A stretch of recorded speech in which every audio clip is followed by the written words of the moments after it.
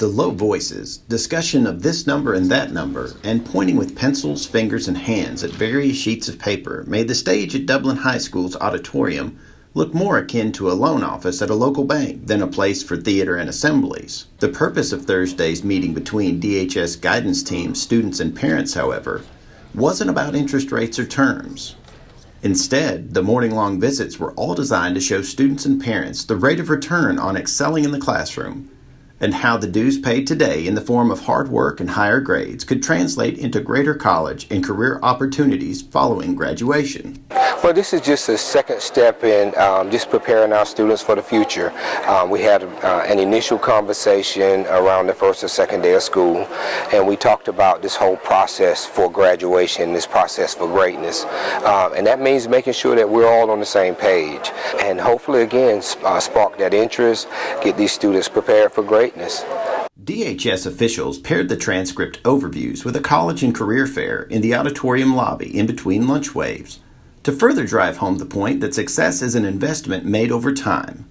A total of 15 colleges and universities, and all 4 branches of the military, had representatives on hand to meet with students to discuss the possibilities that await students upon graduation.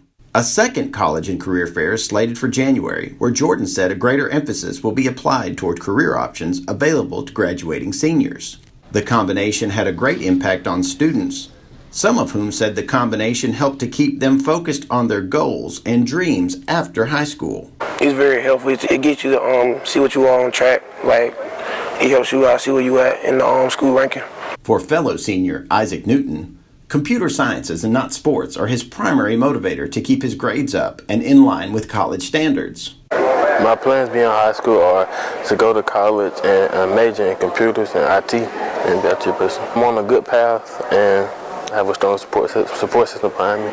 That was exactly the sentiment shared by mom Linda A. Williams, who said she and daughter Adriana Lee began having talks about college when Adriana was still an 8th grader at Dublin Middle School. I think it's very important because right now this is like her future. This is the rest of her life.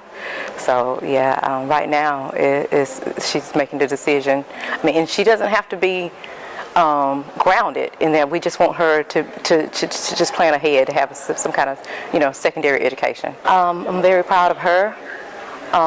As a parent, I'm glad that she's interested in things like that. I'm glad that the school shows such interest in our children, and I think that the staff here are very supportive and they're very helpful. Jordan said he doesn't want that support to stop when students leave his campus.